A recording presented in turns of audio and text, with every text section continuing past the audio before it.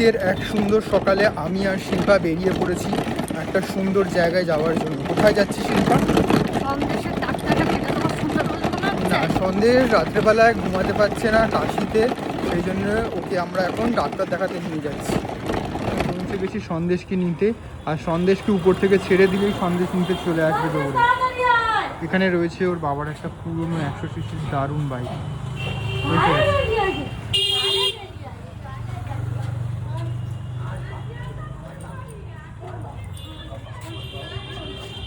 চ ডাক্তারখানায় যাবো সন্দেশ। চলো উঠে পড়ো উঠে পড়ো উঠে পড়ো উঠে পড়ো, আগে টয়লেট করে নাও। ডাকতেই পারছে না, খালি ফ্যাঁক ফ্যাঁক করছে, বেচারা গলা থেকে সাউন্ডই বেরোচ্ছে না। 1 মাস হতে চললো, ওকে অনেক রকম ওষুধ খাওয়ানো হয়েছে কিন্তু কোনো ওষুধেই কাজ দিচ্ছে না।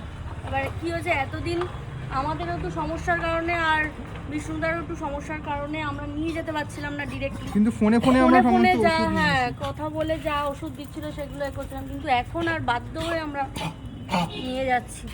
আসো উঠে পড়ো বাবা উঠে পড়ো। চল এখানে একটা দৈত্য বড় কুকুর, এর সামনে তো কিছুই না।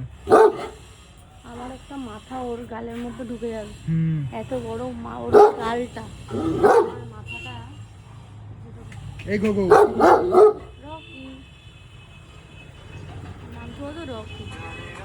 এখানে এসে আমরা দেখতে পেয়েছি একটা ছোট্ট খুব সুন্দর কুকুর, কুচু কুচু কুচু কুচু, ওর মুখই দেখা যায় না। হ্যাঁ, এটা মুখই দেখা যাচ্ছে না। কি সুন্দর কালারটাও। এটা কুচু কুচু। বলো। এই যে ডাক্তার দেখিয়ে প্রেসক্রিপশন আর ওষুধ নিয়ে আমরা এখন বাড়ির দিকে যাচ্ছি। আর ছোট কুকুর আমাদের নিচে বসে আছে মুখ বার করে।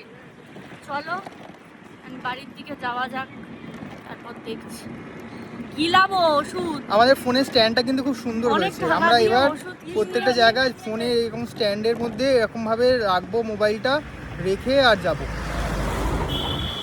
এই ঠান্ডার সময় এরকম রোদ, মানে শীতের সময় এরকম সকালের রোদটা খেতে কি ভালো লাগে না? দারুণ লাগে দারুণ। বাইকে করে চল। কুকুর কিরকম ভাবে রোদ খাচ্ছে দেখাই, দাঁড়াও। এই যে কুকুর বসে পড়েছে। কুকুর একদম মুখ ওইদিকে বাড়িয়ে হাওয়া খেতে খেতে চলেছে। ওর হয়েছে কাশি, কিন্তু ও ওইদিকে মুখ বাড়িয়ে বাড়িয়ে আর যাচ্ছে।